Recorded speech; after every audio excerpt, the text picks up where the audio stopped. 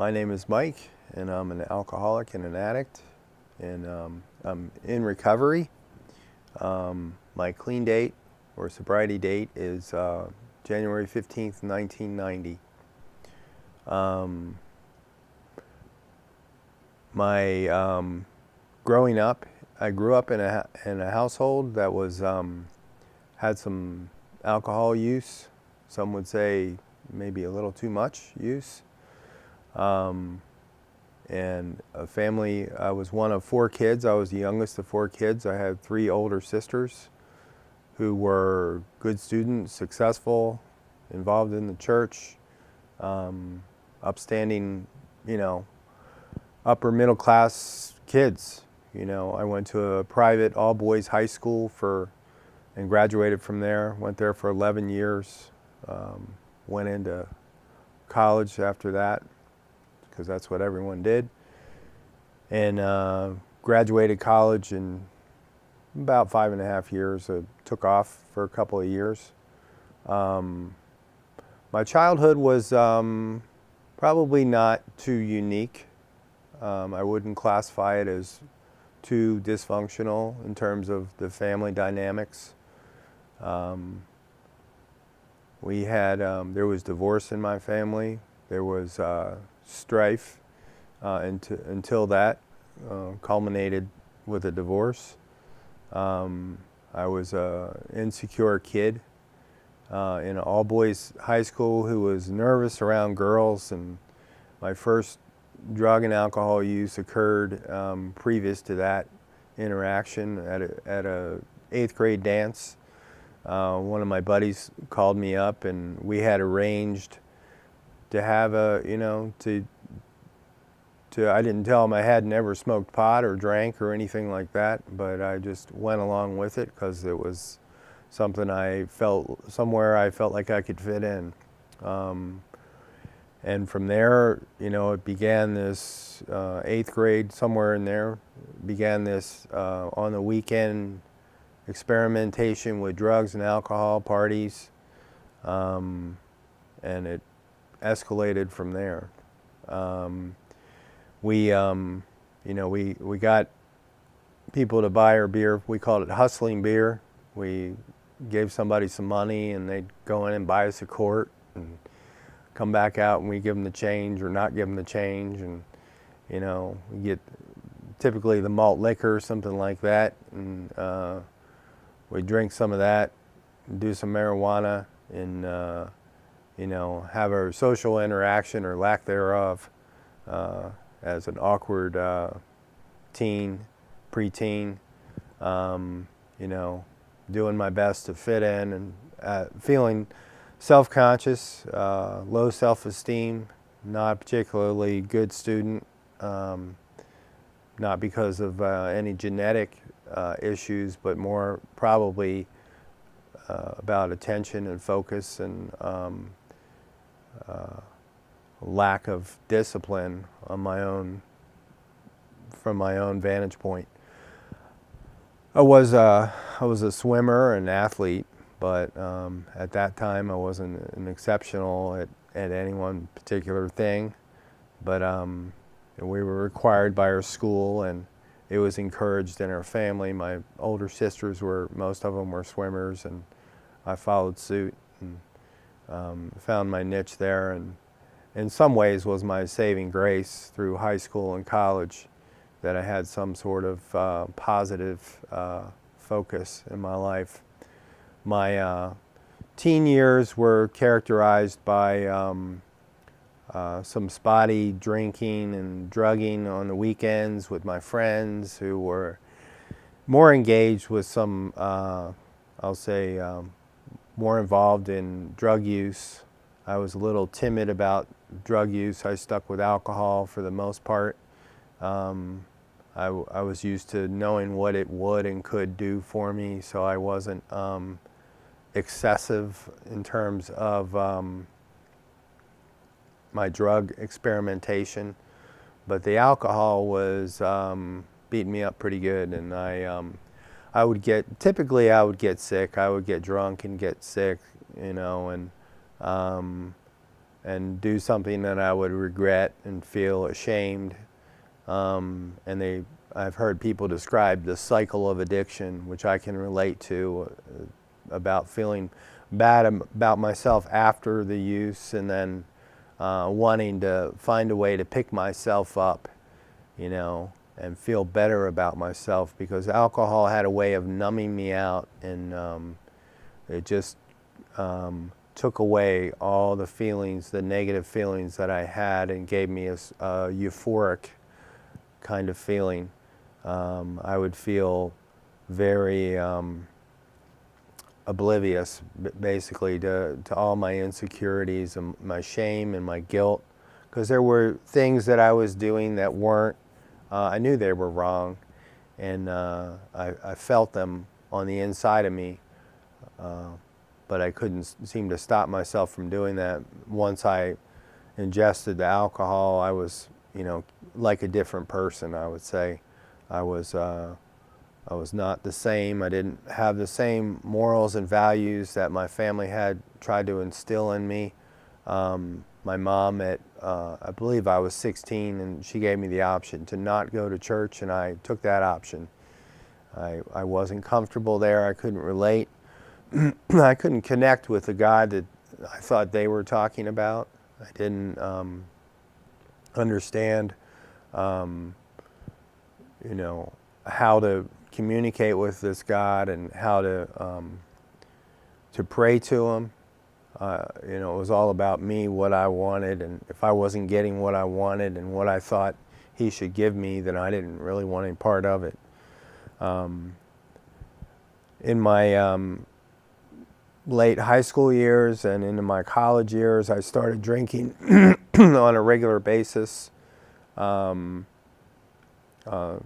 remember summer nights of being a lifeguard and hanging out with my friends and drinking to excess on a pretty regular basis.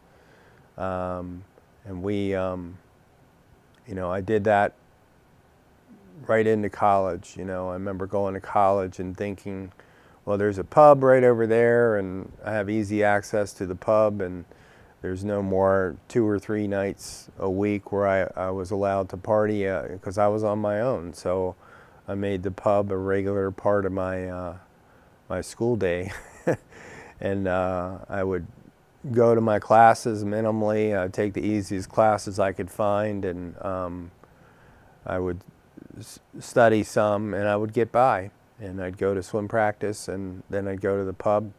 If there was nobody to go with me, I wasn't as interested, but it was just a regular part of my day. It became a routine, and weekends were characterized by more drinking and more crazy parties. I rushed a fraternity and joined the fraternity, and that was mostly about the parties. It wasn't about, there was some social aspect to it, but I was still at that point socially awkward, and not looking to connect with people in that way. It was more about, what could I get out of this? What can I get out of the drinking? Where are the parties? And so that was it was a mixed bag. It was fun. I had friends on the swim team. We would drink and have those fun times, but I always seemed to go over the limit, like one more than I was supposed to, and I did that one thing that I shouldn't have done at the end of the night, and it was always that regret and remorse the next day, and sometimes being filled with fear. And when I got out of college and started working in the restaurant scene, I found myself gravitating to more people that were more, say, into drug use and into alcohol use. Everybody I knew drank. If they didn't drink, if they didn't do drugs, I didn't really feel comfortable around them. So I gravitated towards those people. They say that water seeks its own level, and that's certainly what happened with me. And it got lower and lower and lower as time went by. I found myself doing drugs and doing things that I thought I never would, or knew I never should. I had friends who were coke dealers, and I was always open to that option. Or smoking marijuana became more prevalent in my mid-20s, as a regular way to medicate myself again.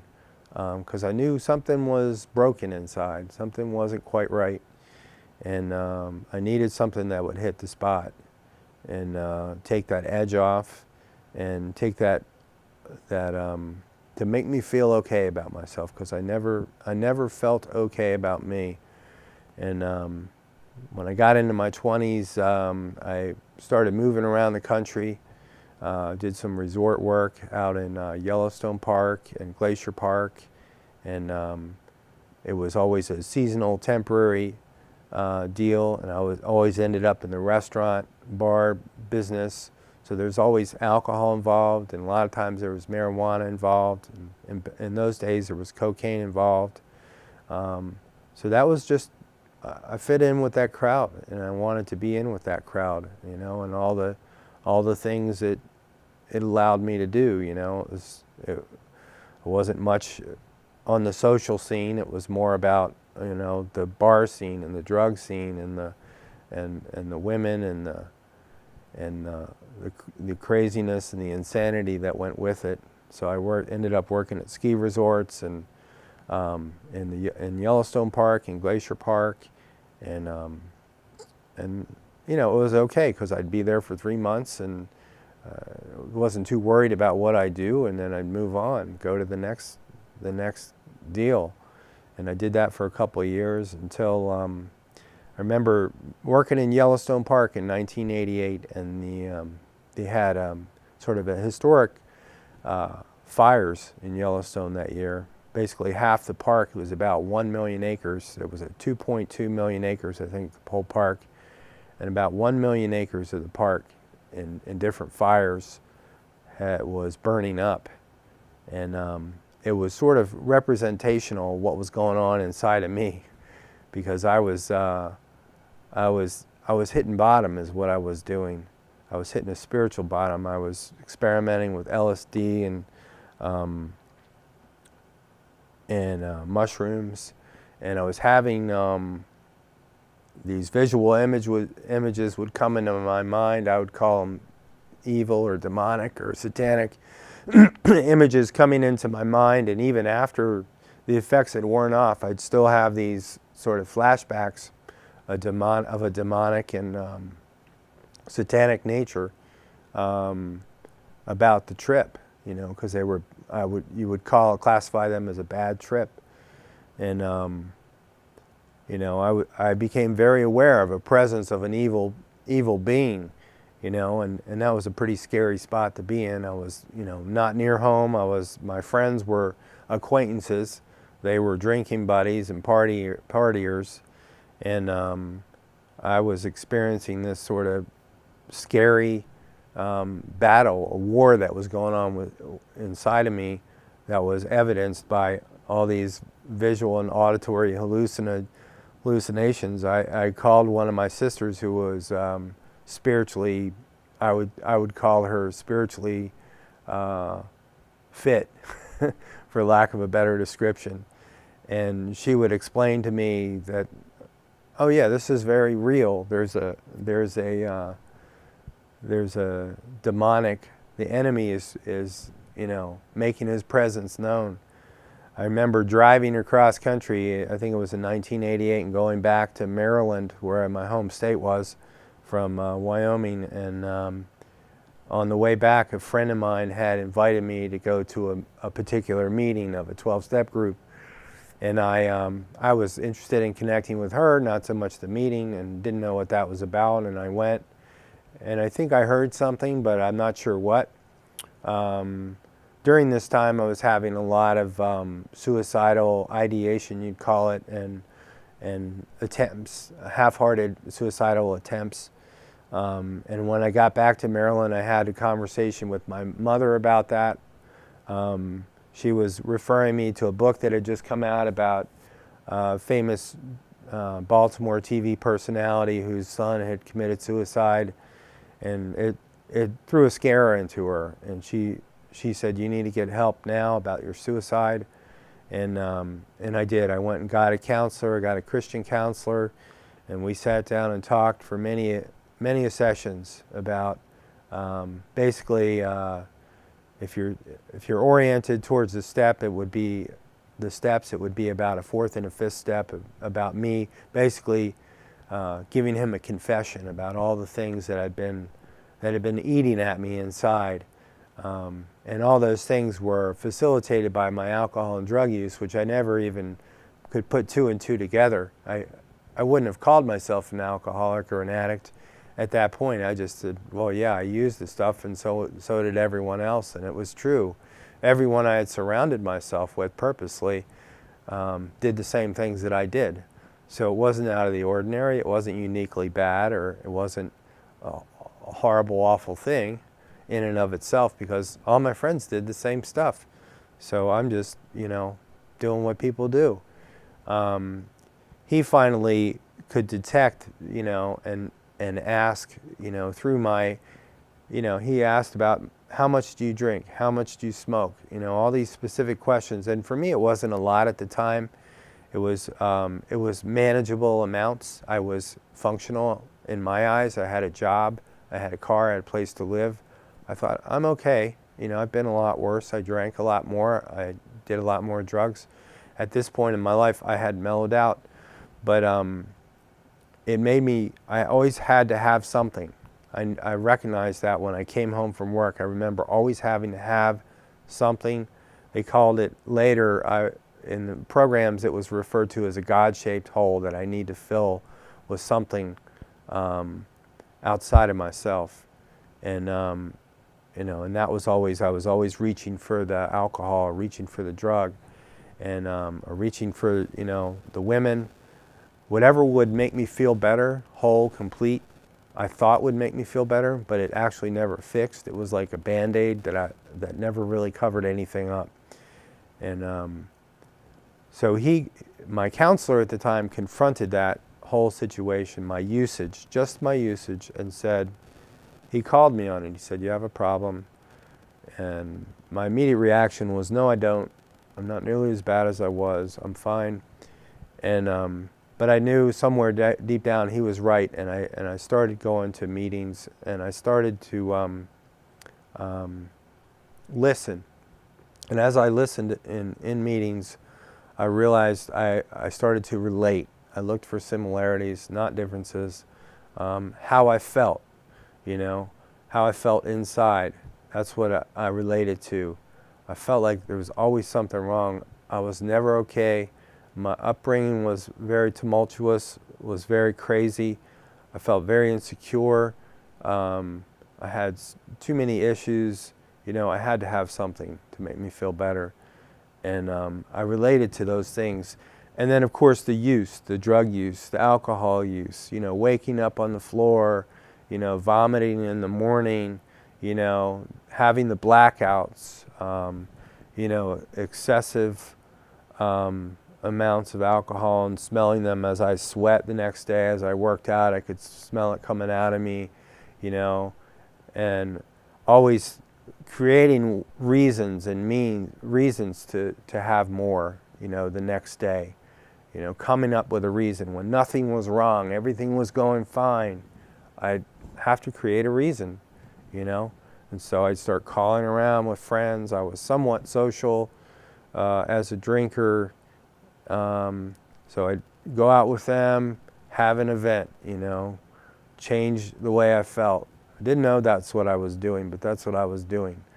And that was my story. And then it ended with me being alone, drinking and getting high by myself. Didn't want to be around anyone, wanted to shut the whole world out, was totally self-absorbed, self-consumed, and basically thought about suicide constantly for years on end.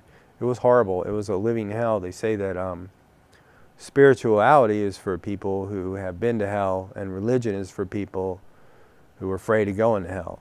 And for me, I was definitely in need of spirituality, because I had lived in a hellish place, and didn't want to live there anymore. So programs taught me basically, spirituality means, asking a higher power, relating to a higher power, or God as I understand God. Today I understand Him as the God of my youth, He was the God of my youth. I just never acknowledged him, Would go to church and pray, but I couldn't relate rightly to my God. I would pray with my sisters growing up. My sister all of them were spiritual in their pursuit of life, and they had a spiritual side to them, and they would pray with me, talk to me with me, share their experience with God. So I knew there was a God out there. I didn't have a way to reach him. I didn't have a way to connect. And when I got to the programs, I could connect with this God. And they talked about the steps. I worked through the steps with someone. I began to have a social life. Finally, after I had some time some time clean, I could finally relate with other people and have social interactions with them and go to events.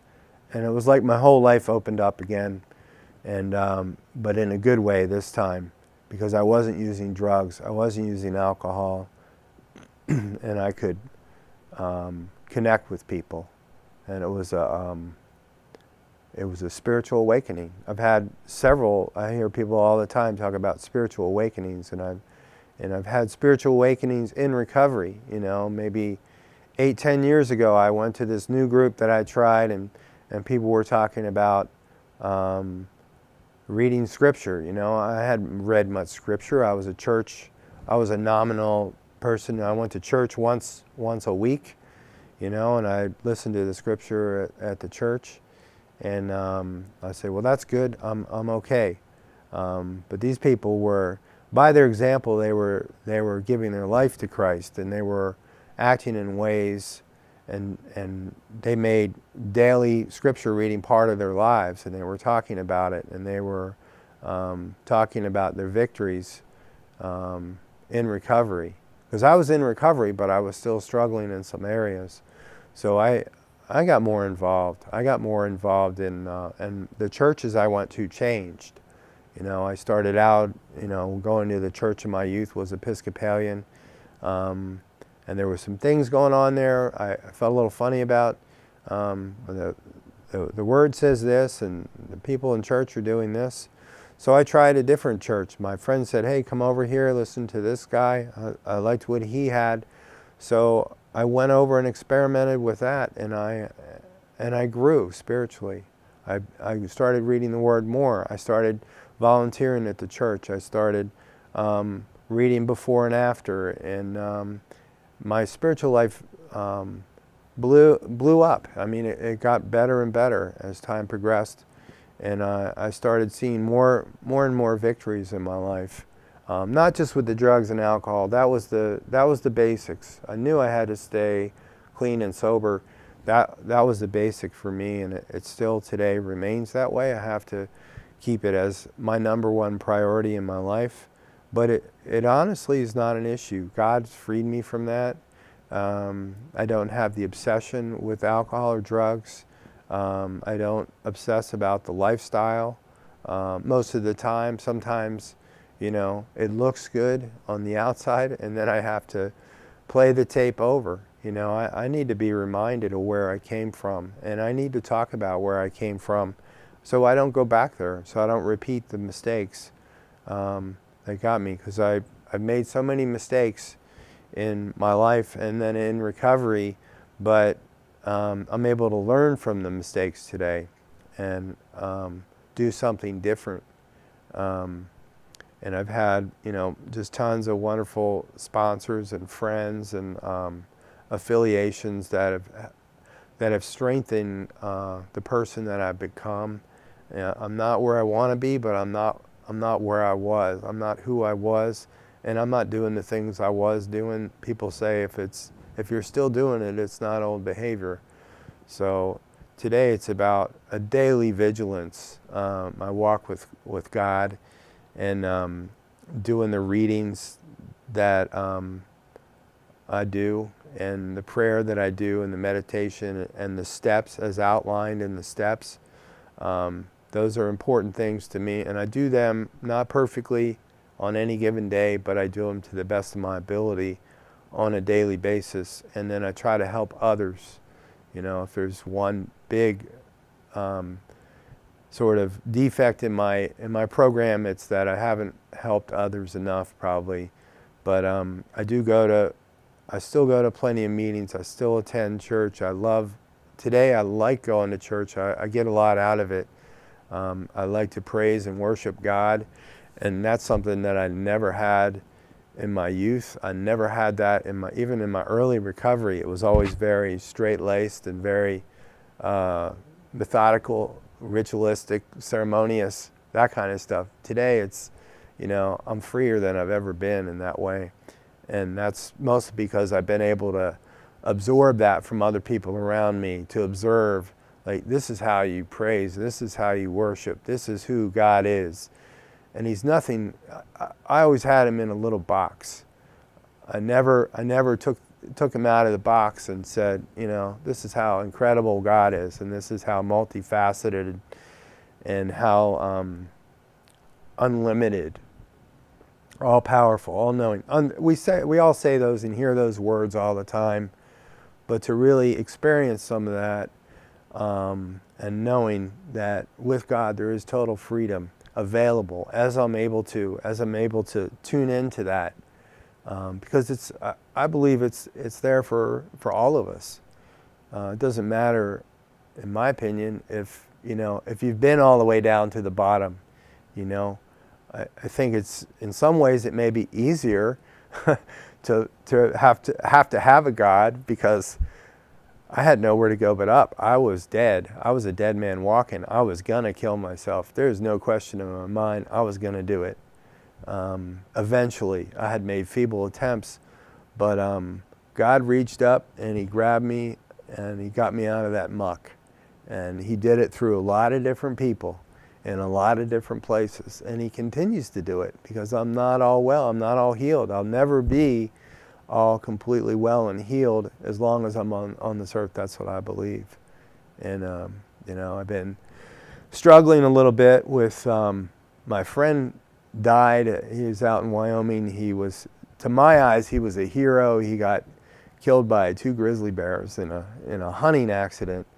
And it was, for some reason, it hit me harder than the death of my father, the death of some of my sponsors, the death of other people I've known, because he was a man of integrity, who worked really hard to work on his shortcomings and his character. He was rigorously honest about it, and that inspires me, and that makes me want to do what he did. It makes me want to be the person he was. And I know I'll never be that person that he was, but at least I can observe, like they say in the programs, take what you want and leave the rest. And that's something that I want, because I want that integrity in my life. I want that honesty about every area in my life, and I want God to have all those areas in my life that I said I wouldn't give up, even in recovery, even in early recovery. Well, you can have the drugs and the alcohol, but I want the cigarettes. I struggled for 3 years with cigarettes. And finally, I was like, I can't do this anymore. I got to give it to God. And that's been my story, is going through the pain enough to where it hurts bad enough to where I'm willing to do something different. It's never been about, I want to get really good, I want to be holy, or I want to be, this or that. It's always like, I want to stop hurting. And God made that possible for me to, has and continues to make that possible. He's a God of the present. He's not a God that was and did something. He's a living God of the present, who's available to all of us, I believe, if I'm open. And I can't continue to turn things over to him as they come up, because I guarantee you something today is going to come up. I had a sponsor that always talk about, I've never been clean this long before. And I thought, well, that's a silly thing to say, but it's true, because I haven't. I'm working on 28 some years, but I've never been clean this long before. So I don't know what's going to come up, what's going to show up today. And because every day is a new day, that's what's different. It's a creation of God, which is unparalleled. And, it's just another new day. You know, it's not just another day. It's not the same day, the same story. It's never like that. You know, it's always, the only constant in life is change. You know, and today is a new creation. And, you know, I feel like I'm a new creation. I feel like my mind's been renewed. I feel like my heart's been restored. I'm in good health physically. A friend of mine told me about, always talked to me about this gratitude journal that she has. And I have lately went back to visit her, started on a gratitude journal where I write daily in that journal about not what's missing in my life, not what's wrong in my life, and not how big my problems are in my life, but how big my God is and what He's done in my life and all the victories and all the things that work for me today that haven't been working for me previously.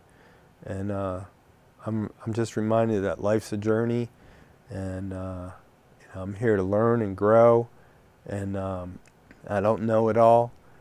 The more I know, the longer I'm, you know, the saying is, the longer I'm clean, the less I know. And that's been the truth for me. I realize, and the longer I live, the less I know. And the more I look to God and say, you know, I'm just in amazement, in awe, like a small child. Some days, you know, that of all the things and His creation and all the good that He's done in the world. And I try to focus on that on a daily basis. But it's not easy, but it is worth it, you know. So I'd encourage anybody who's contemplating recovery and who was like me, who didn't know how to ask for help, who didn't know how to say, I need help, please help me, to ask somebody for help. Whatever that means, you know, because I guarantee you there's a God out there who cares about you as He cared about me, and He was willing to help me. And He sent me people, you know, people in this area, people in that area, people all over, everywhere. I've lived in 6 or 7 different states, and I've always made recovery my number one priority, and people just show up, and things that I need show up. And God, He's the, you know, they call Him the great provider, the creator. He's an abundant God, and He's always there to show up for me. And I know that if somebody's hurting out there and they need help and they reach out to God, He's going to help them. I have no doubt He can help them. But you have to ask for help, and then you have to do the next right thing, the next step, whether that's making a phone call, whether you want to look up a program in the book, whether you want to call your church, whether you want to call your friend who, oh, I know this person, he was in recovery, she was in recovery, and I'll call them. They'll be glad to help you, because that's what we do.